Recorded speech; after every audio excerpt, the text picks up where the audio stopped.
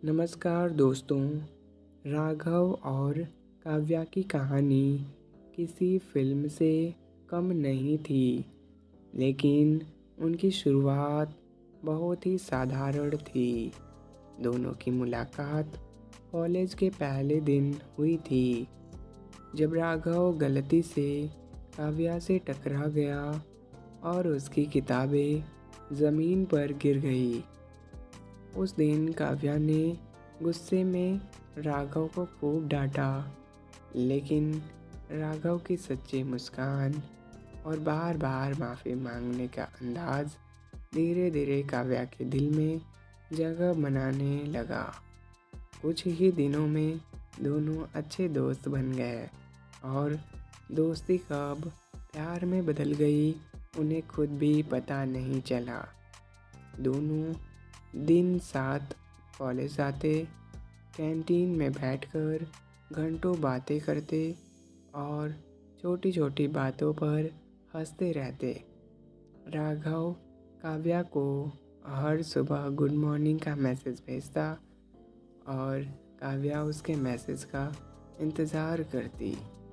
उनका प्यार बहुत सच्चा था, बिना किसी दिखावे के। एक दिन राघव ने कॉलेज के गार्डन में घुटनों पर बैठकर काव्या को प्रपोज किया और काव्या की आंखों में खुशी के आंसू आ गए। उसने बिना सोचे हाँ कह दिया। वो दिन उसकी ज़िंदगी का सबसे खूबसूरत दिन था। लेकिन कहते हैं ना कि सच्चे प्यार की राह कभी आसान नहीं होती। राघव एक मिडिल क्लास फैमिली से था और काव्या एक अमीर परिवार से। जब काव्या के घर वालों को उनके रिश्ते के बारे में पता चला, तो उन्होंने इस रिश्ते को सख्ती से मना कर दिया। उन्होंने काव्या पर दबाव डालना शुरू कर दिया कि वो राघव से दूर हो जाए। काव्या ने बहुत कोशिश की अपने परिवार को मनाने की, लेकिन वो नहीं माने। उधर राघव भी अपने करियर को लेकर संघर्ष कर रहा था। उसके पास ना अच्छी नौकरी थी, ना ही इतना पैसा कि वो काव्या को एक सुरक्षित भविष्य दे सके। एक दिन काव्या ने रोते हुए राघव से कहा कि शायद हमें अलग हो जाना चाहिए। मैं तुम्हें खोना नहीं चाहती, लेकिन अपने परिवार के खिलाफ भी नहीं जा सकती। ये सुनकर राघव का दिल टूट गया, लेकिन उसने काव्या की खुशी के लिए खुद को उससे दूर कर लिया। दोनों अलग हो गए। वो जुदाई का समय उसकी ज़िंदगी का सबसे दर्दनाक दौर था। काव्या हर रात राघव की याद में रोती और राघव भी खुद को काम में डुबोकर दर्द को छुपाने की कोशिश करता। साल बीतते गए। राघव ने मेहनत की, दिन रात काम किया और आखिरकार एक सफल इंसान बन गया।